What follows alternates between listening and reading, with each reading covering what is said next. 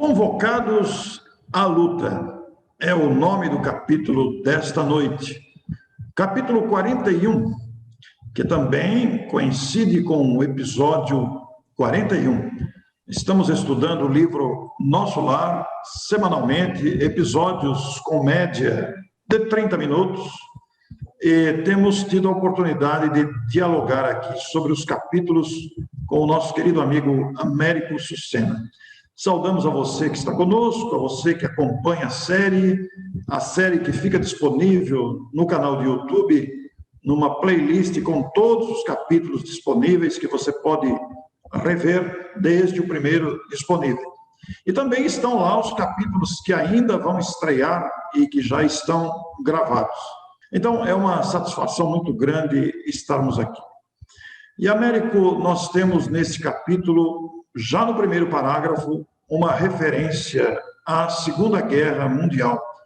O espírito autor vai dizer que nos primeiros dias de setembro de 1939, Nosso Lar, a colônia onde se abriga André Luiz, sofreu o choque que várias colônias espirituais também enfrentaram face ao conflito da Segunda Guerra que estourava. Então, nós vamos falar um pouco desse episódio hoje, Américo. Sim, vamos falar, apesar de que o assunto não é bom, né? Porque quando a gente fala do mal, nunca é bom comentar, mas somos obrigados por questões de estudo, né? Comentar que mesmo nas esferas espirituais, um conflito mundial, ou mesmo um conflito civil num mesmo país, cria problemas nas esferas próximas da Terra. Há um choque, realmente, de vibrações, e os espíritos que insuflam a guerra, eles ganham força e se unem àqueles que começam a guerra. É interessante isso, nós vamos poder examinar exatamente essa questão, porque isso é muito importante, é uma das coisas mais importantes do capítulo. Sim, há um destaque muito especial aqui. Talvez os nossos amigos que estejam acompanhando os comentários do livro, nesse capítulo especificamente, possam estranhar como é que uma guerra que possa causar dificuldades lá no mundo espiritual, pelo menos nas colônias mais próximas. Além das desencarnações coletivas, Américo, que triplicam o trabalho de atendimento às vítimas dos flagelos da guerra, há que se considerar o que o Américo destacou aqui sobre as vibrações que atingem diretamente, desequilibrando faixas mentais, faixas vibracionais, que, de uma certa forma, atingem aqueles que não têm um bom nível de equilíbrio. Você considerou aí que os espíritos atingidos pelo mal, e quando se vinculam ao mal, ou comentam o mal, ou pensam no mal, atraem o mal. E é uma referência que esse capítulo traz com bastante profundidade até. Uma coisa interessante a ressaltar, Orson, é que os espíritos superiores, nessas circunstâncias, passam a considerar, isso é uma frase do texto, né? Consideram as nações agressoras não como inimigas, mas como desordeiras, porque nós, para eles, ainda somos crianças que não sabemos o que estamos fazendo, né? Isso é muito interessante, né? Então, eles não ficam reclamando, eles agem no sentido de coibir ou reprimir a ação desses espíritos que estão encarnados, que promovem a guerra com a ajuda dos que estão desencarnados. É importante saber disso. Quem agride atrai os espíritos que querem o mal. E, por isso, normalmente perdem a guerra. É uma questão de tempo. Que coisa! É porque, como está dizendo aqui no capítulo, a gente normalmente não pensa nisso, mas uma guerra ocorre porque algum povo ou algum país tomou a iniciativa, ou um grupo de países tomou a iniciativa da guerra. E isso é como um bando de crianças ou de adolescentes peraltas que fazem uma desordem em casa. Nesse caso, é uma desordem na casa do pai, uma vez que há consequências na casa de Deus, no universo, ou na galáxia, ou no sistema solar, causa uma desordem na economia universal, na economia planetária, digamos assim, ou de um planeta. E como você disse que perdem a guerra, eles terão uma consequência, um preço a pagar, coletivamente considerando. Sem dúvida. Eu acho que a conta ainda não foi entregue aos povos que começaram a guerra na Puxa. Segunda Guerra. Acho que a conta está sendo entregue agora, nós vamos ver desdobramentos interessantes a respeito disso. Porque Você abre um precedente interessante. A conta da guerra, da Segunda Guerra, ainda não foi entregue. É muito provável mesmo, Américo, porque olha, a conta das invasões nos países em que as nações invadiram para subordinar, no caso da África, no caso da Ásia, essa conta já está chegando já há algum tempo, que são os refugiados que estão saindo de outros países conflagrados no norte da África, na África de modo geral, e algumas áreas do leste europeu e também da Ásia, né, estão indo para a Europa. Essa é uma das consequências das invasões, porque isso desorganiza muitas coisas. Aí a conta chega, qualquer hora a conta vai chegar da guerra também.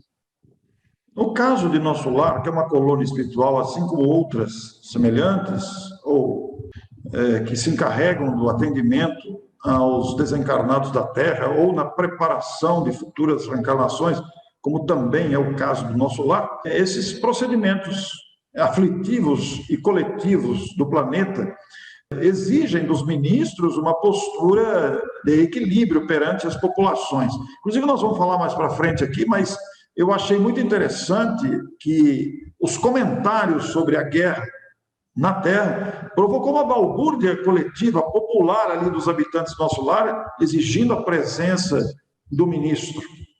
Sem dúvida, o disque que costuma ter aqui na Terra também existe em Nosso Lar, sendo que em Nosso Lar, nós já comentamos isso, existe o compromisso das pessoas não falarem mal, não comentarem o mal.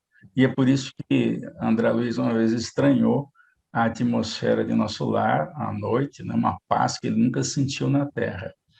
Por quê? Porque a vibração que acontece na cidade não envolve comentários sobre o mal, coisa que aqui na Terra nós não temos como disciplina geral, como orientação geral. Então, quando acontece um fato momentoso, todo mundo comenta tudo, né? E as energias dos comentários ruins ficam no ar, e a gente não percebe, mas às vezes se sente mal, nem sabe por quê. Por exemplo, se a gente ficar ouvindo televisão, naqueles noticiários que falam do mal pelo mal, só comentam o mal, a energia vem junto, né? Então, a casa fica energizada negativamente. Agora, em tempos de pandemia, isso é complicadíssimo. Então, a gente assiste o necessário do jornal para saber o que está acontecendo, para não ficar alienado. Agora, ficar reprisando aquelas mesmas notícias no Jornal da Manhã, no Jornal da Tarde, no Jornal da Noite, isso aí não é bom, não faz bem à saúde, inclusive.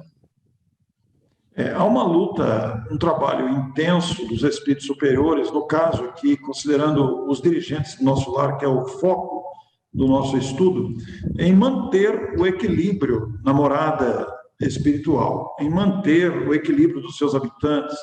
Então, esses desequilíbrios da Terra refletem-se justamente por causa desse pensamento voltado para a agressividade. Há que se pensar, né, Américo, da mesma forma como os espíritos superiores se dedicam ao bem do semelhante, com todo o tempo, com toda a dedicação, com toda a força moral que eles possuem, experiência de vivências, há de considerar também que há espíritos em baixos níveis de moralidade que concentram seus esforços para agravar as situações de paz e harmonia. Daí, estas ocorrências lamentáveis de uma guerra, por exemplo, que se afinam com espíritos desta natureza belicosa ou dessa natureza desarmonizada. É muito interessante a gente pensar sobre essas consequências ou desdobramentos que uma guerra, como foi a Segunda Guerra Mundial, repercutindo no mundo espiritual. Tanto que Tobias passou algumas atividades sob o comando da Narcisa e pediu que André Luiz o acompanhasse para observar os comentários, no sentido de educar, tanto que ele não ficou ali junto a um grupo só. Eles passearam e encontraram 3 grupos falando a respeito da guerra, só para ouvir exatamente o que eles estavam falando. E depois, uma providência importantíssima que a direção da cidade tomou, o governador de Nosso Lar tomou, marcou uma reunião com todos, sobretudo os que trabalham na regeneração, para falar e para treinar os trabalhadores que não estão acostumados a uma situação dessa, ou que não estavam, para vencer o medo. O medo é paralisante. Então, mesmo estando desencarnado, o medo atinge muitos espíritos que estão por lá. E, portanto, providências são altamente necessárias, né? Américo, antes da providência de acalmar os ânimos, digamos, e de trazer segurança para os habitantes do nosso lar, logo após os primeiros dias que assinalaram as primeiras bombas na Polônia, André estava, no entardecer, nas câmaras de retificação, junto com Tobias e com Narcisa.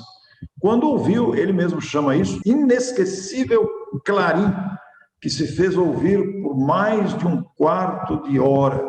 Essa audição deste assobio mais forte, como um clarim, uma chamada, uma sirene, provocou muita emoção em todos. E ele ficou sabendo, como explicou Narcisa, que era a convocação superior aos serviços de socorro à Terra. Américo, eu fico imaginando que isso deve causar uma emoção muito profunda mesmo. O serviço ia, como você disse, triplicar, ou sei lá, duplicar, quadruplicar, a gente não sabe. Mas o fato é que quem recebe os desencarnados, Orson, eles precisam ter a densidade de espírito semelhante ou dos que têm a densidade média aqui da Terra, né? Porque se o espírito for muito evoluído, ele passa nosso lar, vai direto para outras instâncias e será atendido lá por alguém. Mas a maioria vão parar nas zonas umbralinas, né?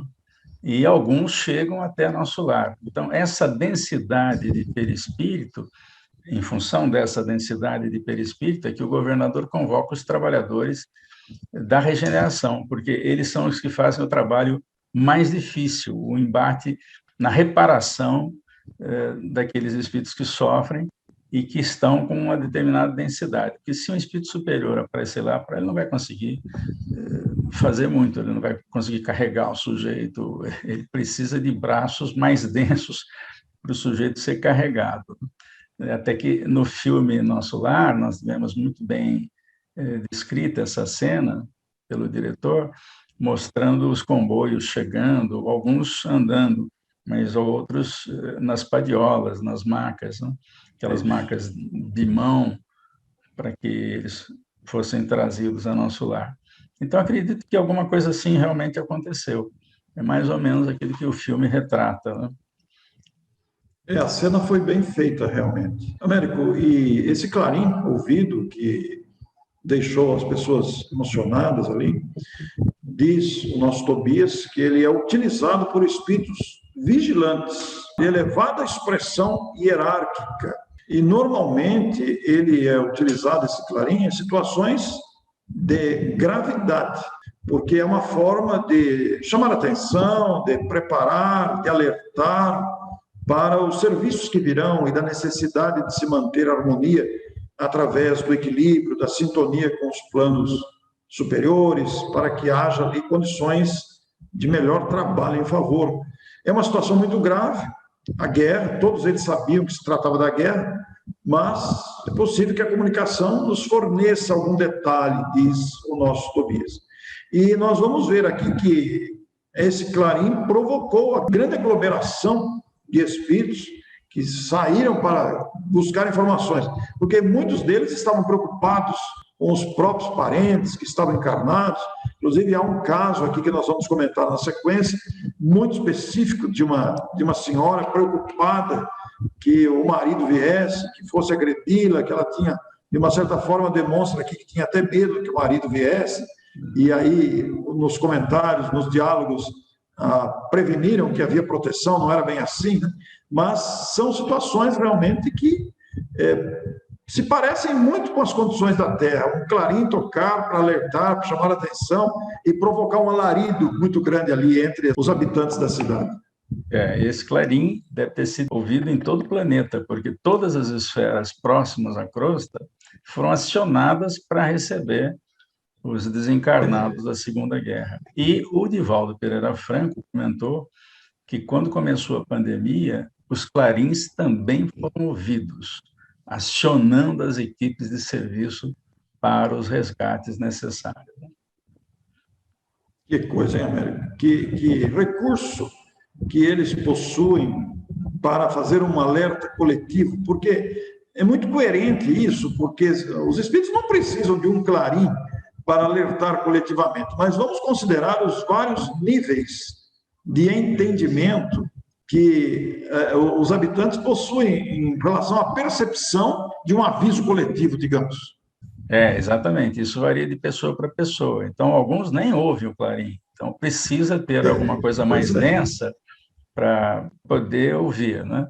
Então, eles providenciam. Esse fenômeno foi citado no Evangelho, fenômenos de voz direta, quando João Batista estava fazendo lá batismo, né? O fenômeno de voz direta é mais ou menos esse fenômeno aí. Quer dizer, aqui não houve voz, mas houve um clarim. O clarim chamando os trabalhadores ao serviço. O que não falta é serviço na vida espiritual, não tem desemprego lá. Américo, e aí a gente volta àquilo que você começou a mencionar. No alarido, o Tobias e o André passaram a observar, até por sugestão de Tobias, os grupamentos, o que conversavam entre si, nos diálogos ali improvisados, atentos e aflitos, comentários, como acontece aqui na Terra mesmo, em que os espíritos ali envolvidos com as circunstâncias manifestavam até uma angústia, uma preocupação com a sucessão dos acontecimentos, quais os desdobramentos, alguns preocupados. É interessante porque há um caso aqui que tem uma pessoa preocupada com o programa dele de trabalho, né? Será que isso vai afetar o meu programa? E o outro sorriu e falou, nós vamos pensar no nosso programa, estamos todos juntos aqui, precisamos nos apoiar. Então, são comentários bem próprios de condicionamentos humanos, até afetados, atingidos ainda, ou caracterizados por um certo egoísmo, por uma certa prevenção pessoal, diferente aos problemas alheios. É interessante isso. Interessante. O outro caso muito interessante é o da mulher que estava com medo que o marido desencarnasse por força da guerra e fosse atormentar a consciência dela lá na vida espiritual, porque batia nela, era deseducado, valentão, né? E aí alguém falou, você não esquece que tem um umbral lá de filtro? Não, quem faz isso não passa do umbral. Esse é um alerta para quem ainda faz isso. Claro que quem ouve o nosso programa já não faz isso, mas quem sabe um dia alguém ouve, mesmo sem querer, e fica esperto esse negócio de bater na esposa ou bater na mulher, porque não passa do umbral.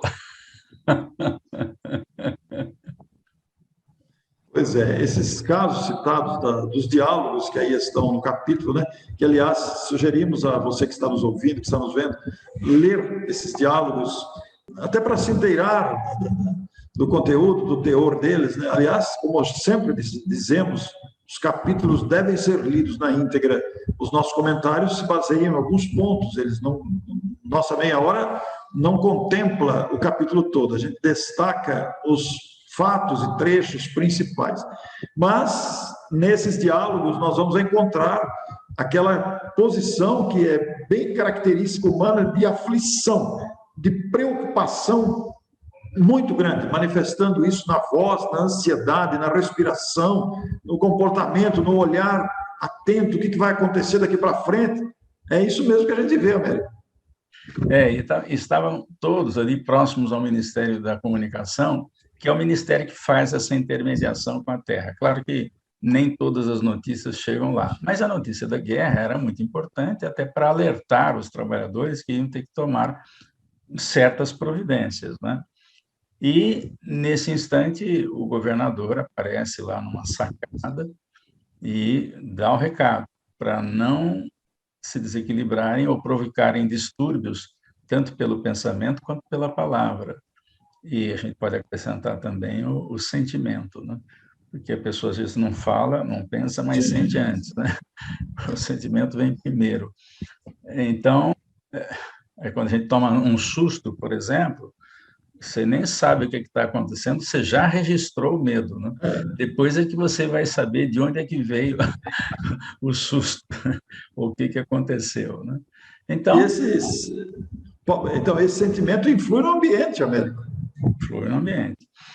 E conturba o ambiente de serviço, sendo que os trabalhadores têm que receber os recém-chegados da melhor maneira possível. É claro que, sendo humanos, não existe perfeição, então nós não vamos atender perfeitamente em nenhuma instância isso, mas não pode estar muito desequilibrado, porque senão não faz nem o mínimo de atendimento aos recém-chegados. O André comenta que milhares de entidades acotovelavam-se, aflitas, todos queriam informações e esclarecimentos. Isso aqui nos lembra ocorrências aqui da Terra, quando há uma grande aglomeração humana, para a gente ter uma ideia disso, né? Então, imagine uma grande aglomeração ali, no caso, perto do Ministério da Comunicação, diante dos enormes edifícios, aquela aglomeração, e como o Américo já comentou, André ficou muito surpreendido, né, com aquele vozerio, mas viu que surgiu alguém que se destacara numa sacada. Naquela sacada, diz André, era um velho de aspecto imponente, anunciando que dentro de 10 minutos fez-se ouvir um apelo do governador. E o Tobias informou, é o ministro Esperidião, atendendo a curiosidade de André. E daí, em alguns momentos, ouve-se a voz do próprio governador através de numerosos alto-falantes. É interessante porque o André não conhecia o governador ainda, né, Américo? Não, ele não tinha visto. Diferentemente do filme, porque no filme parece que ele tem um contato maior lá, mas, inclusive, ele chega a marcar uma audiência com o governador no filme. Mas isso fica por conta da liberdade de expressão de quem faz arte, né? Mas no livro não tem essa citação. Ele vai ver o governador agora na sacada, e o governador, então, vai marcar uma reunião com eles, que é assunto do próximo capítulo. E o governador, demonstrando uma grande autoridade moral, né, fez com que serenassem os ânimos. O barulho cessou e a voz do governador se fez ouvir. Irmãos de nosso lar, não vos entregueis a distúrbios do pensamento ou da palavra. A aflição não constrói, a ansiedade não edifica. Saibamos ser dignos do clarim do Senhor, atendendo-lhe a vontade divina no trabalho silencioso em nossos postos.